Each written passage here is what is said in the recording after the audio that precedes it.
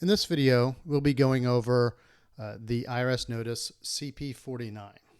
So CP49 notice is a notice that the Internal Revenue Service will issue to you if you're expecting a tax refund for a tax return you just filed and the IRS applied part or all of that refund to federal income taxes that you previously owed.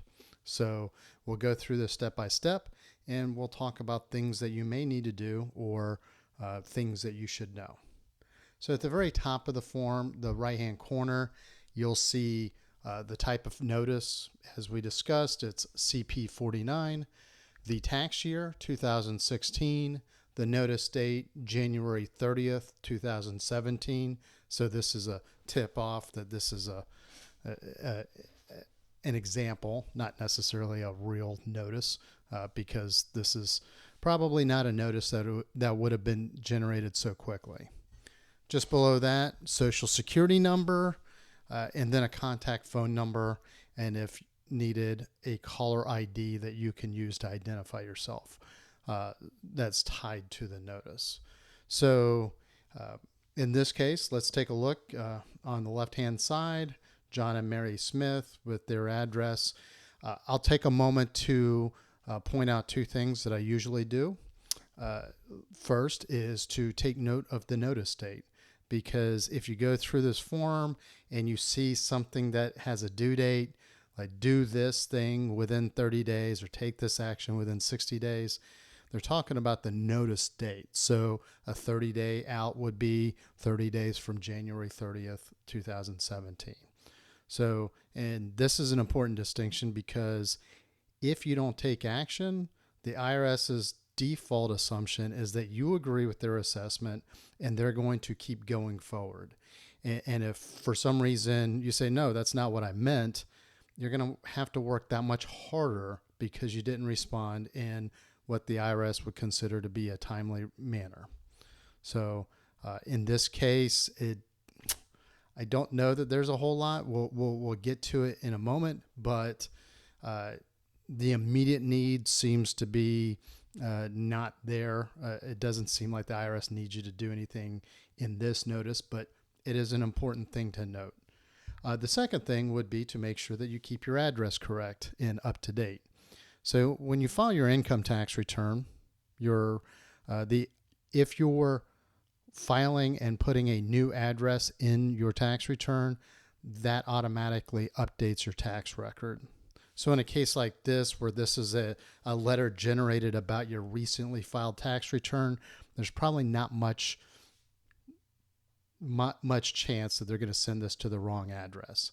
However, if you move and you don't notify the IRS, then your mail could end up going to the wrong person, and it might have your social security number on it.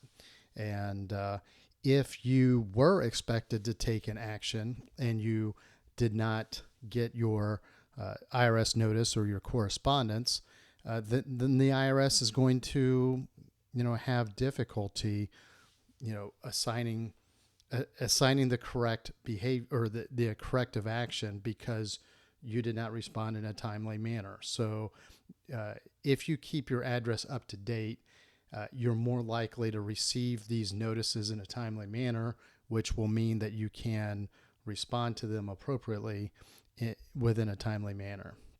So we'll put links in the comments on resources that we use that we've created so that you can file the change of address notice with the IRS, either for income or individual tax returns or for your business tax return. So let's go on to the rest of the form. So in this case, it looks like taxpayer had a $500 refund that they were expecting to receive from their 2016 filed tax return. However, that refund was applied to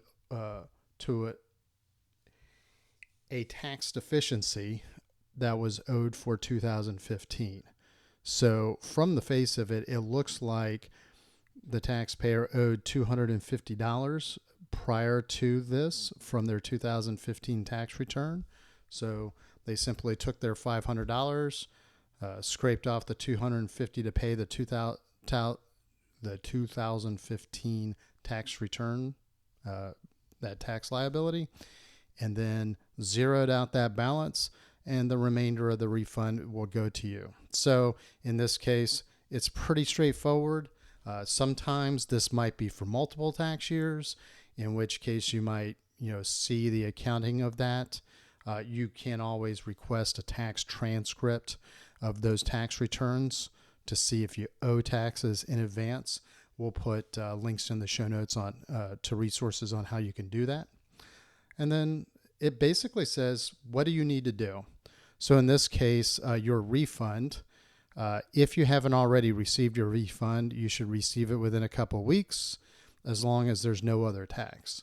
Now, if there's a debt, it's not clear that the Treasury Offset Program, which is the authority that allows the IRS to apply your tax refund to certain unpaid debts like past due child support, student loans, state unemployment reimbursements, things of that nature. It's not clear that this this notice covers any of that. So this could be issued to you, and then you could also possibly find that your refund was further reduced by other tax debts that you may owe elsewhere. So Social Security overpayments, for example. So, but the odds are likely that you probably had an idea of something that you owed in that case. So we'll put links to a couple of articles that we've created about the IRS collections process and how that works.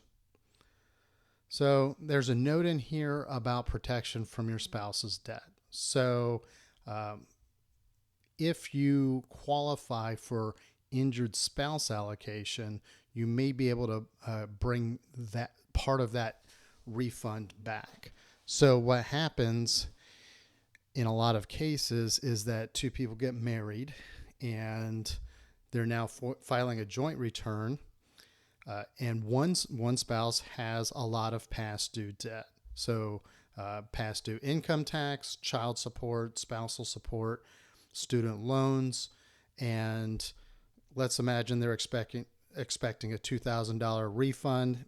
Each spouse contributes equally, so they should see 50% of the income, and the taxes due are for each spouse. So they're expecting $2,000. One spouse is subject to having their tax refund applied to other debt, and they find out that they are receiving zero refund. So the injured spouse, the one that does not have that debt, can file IRS Form 8379, which is the injured spouse allocation form, where they can then demonstrate to the IRS that the refund that they were entitled to was wrongly garnished to pay for their spouse's debt. And the IRS would process that based on the amount of income and tax that each spouse should have paid. And in a right world, that injured spouse allocation would allow that spouse to receive the $1,000 part of their refund that is up to them. So that's how the injured spouse allocation works. If that's a situation that might apply to you, then you can file IRS Form 8379 and demonstrate that to the IRS and get part of that refund back. So we'll put links in the show notes to those resources as well. So on the back, there's additional resources. Basically, it's just saying that each spouse will receive a copy of this notice. You only have to pay that amount due once, and if the IRS already took care of it, then you don't need to do anything. So there's a couple of other resources. You can pull down tax forms from the IRS website. You can make online payments if you still need to pay Let's go ahead and just click this hyperlink to see what else the IRS website says about this. So basically, it just tells you what the notice is about. If you have an online account, you can sign into it. So you can view the notice, download it, get email notifications. And then there's frequently asked questions like how you can set up a payment plan, what happens to the refund that didn't pay the full amount that you owe if you can't. So you can make a payment plan. This question would be the injured spouse allocation. You'll receive a refund. So frequently asked questions, tips for next year on how you can make sure that your taxes are in line. So we'll put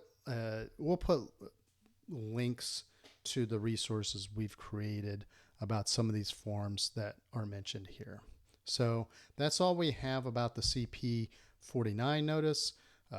And if you want to read more about some of these, you can check out our website. Simply go to teachmepersonalfinance.com. If there's a form that you're particularly interested in, just type the name of that form in the search bar and you should see the article appear. So if you like our articles, please subscribe to our newsletter. If you like our YouTube videos, please subscribe to our YouTube channel. And if you have any questions or comments, or if there's a topic that you'd like to see in an upcoming video, please hit me up in the comments section. Thank you very much and have a great day.